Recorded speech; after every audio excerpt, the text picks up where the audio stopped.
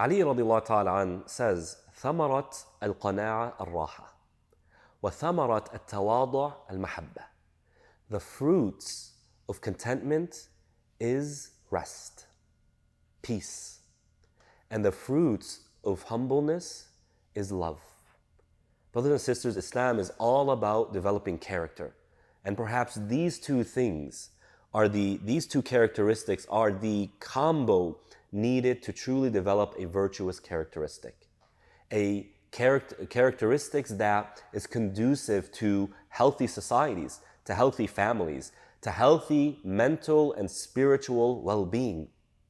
Everybody wants to feel at peace. Yet in our times of luxury and convenience, so few people feel at peace. And the answer is the method, the view, the philosophy, the theories guiding this discussion are wrong. If you want peace of heart, you need to learn how to be content with what Allah subhanahu wa ta'ala has given you. You see, if we were to define the word happiness, you go to the dictionary, you'll find that happiness revolves around excitement and joy. And no doubt, that could be part of experiencing happiness. But you'll find in the thesaurus that one of the synonyms of happiness, in fact, one of the definitions of happiness is contentment. Contentment. And that's how many Muslim scholars defined happiness. To be content with what you have. Because when you are content, you'll be at peace. Somebody who has $10 and has learned to be content with those $10 will find more peace in their life than somebody who has $1 billion, but it's not enough for them. That's the way we human beings function. Enough of being deceived by the outwardly images, by the numbers and by the sparkles. It's all about what's going on inside. Are you content with what you have?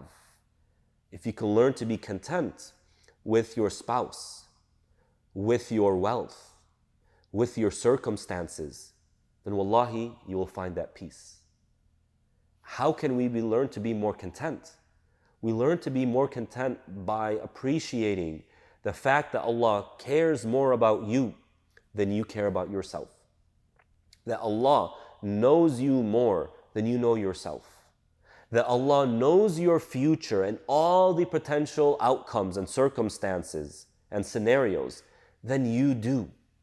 If we can learn to trust Allah, only then will we learn to be content with what Allah has given us. And by the way, contentment doesn't mean complacency. Contentment doesn't mean we no longer have ambitions and dreams. It doesn't mean we just pause and freeze and don't pursue better. Rather, what it means is as I pursue more, I learn how to be content with what I have in the moment. A content person is somebody people will like to be around. Whereas somebody who's not content will complain. I don't like this, and why this, and how come that? And that type of person nobody likes to be around. So be content and you will find peace. And the second aspect, learn humility. Allah subhanahu wa ta'ala says to the human being, وَلَا تَمْشِ فِي الْأَرْضِ مَرَحًا. Don't walk around boastfully. Don't walk around this earth arrogantly. Nobody likes an arrogant, prideful, boastful individual. And Allah gives us perspective. إِنَّكَ لَن تَخْرِقَ الْأَرْضِ وَلَن تَبْلُغَ الْجِبَالَ طُولًا.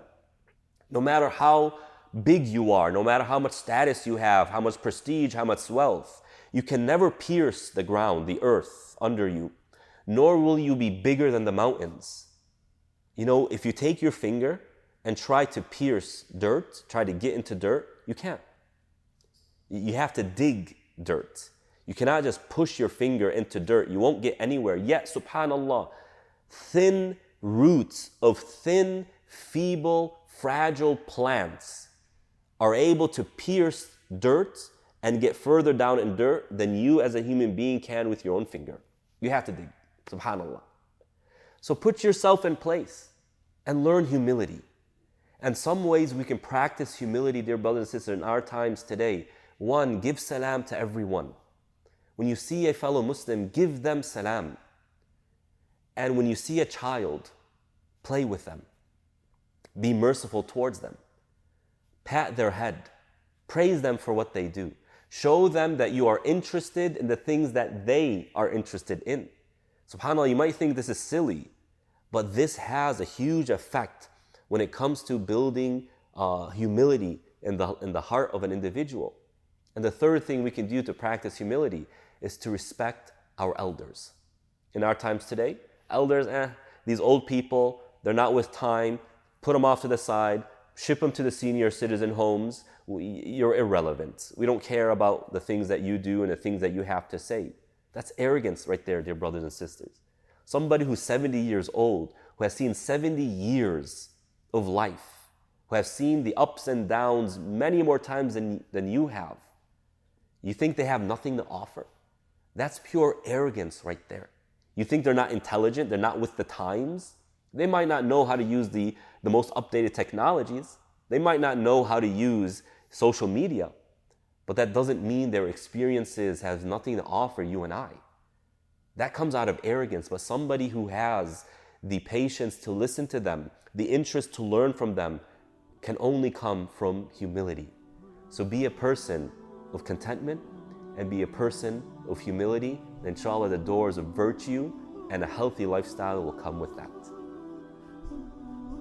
Assalamu alaikum. Thank you for watching this video. May Allah subhanahu wa ta'ala reward you. If you found benefit in this video, then please like it, share with other people, and remind you of the hadith of the Prophet ﷺ, whoever guides somebody to good, then they get the reward of those who do that good. Bi-idhnillahi ta'ala. See you in the next video. Assalamu alaikum.